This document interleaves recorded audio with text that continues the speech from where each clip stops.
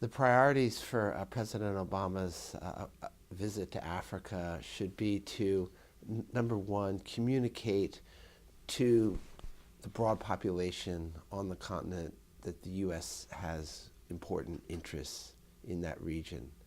I think another priority should be to project back to the United States that Africa is a continent of opportunity that we need to partner with. And I think finally, a priority for President Obama is to put in place the architecture for an ongoing relationship that will cover commercial relations, democracy, cultural relations, and really building the ties between this current generation of leaders and the future generation.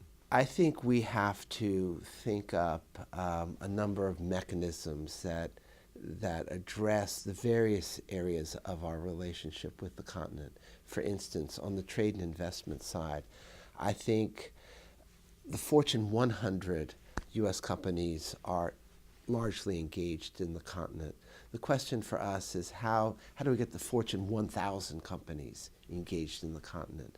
So I think we need to provide services for U.S. companies, to provide access, to get our embassies more mobilized, to get our Commerce Department more mobilized, to build that two-way trade and investment that is so important to both sides. On the African continent, there are 54 countries, and in sub-Saharan Africa, there are 49 countries. So when you visit three, you're going to miss out on a lot of other countries. So I think we need to start dealing with the African leadership on a regional basis and on a continental basis.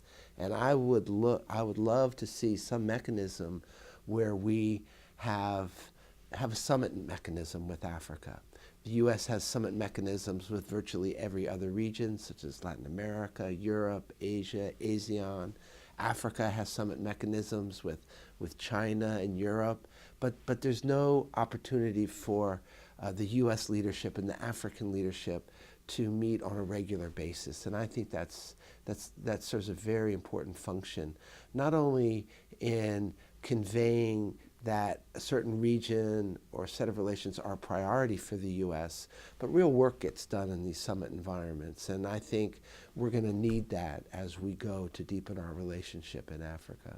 I think that the trip will have some tangible impacts in promoting trade. I think there's a number of initiatives that the administration wants to launch in the area of trade, in the area of power, in the area of connecting with youth leadership on the continent. And those three areas alone, I think, begin to create the kind of legacy that President Obama wants to achieve for his administration.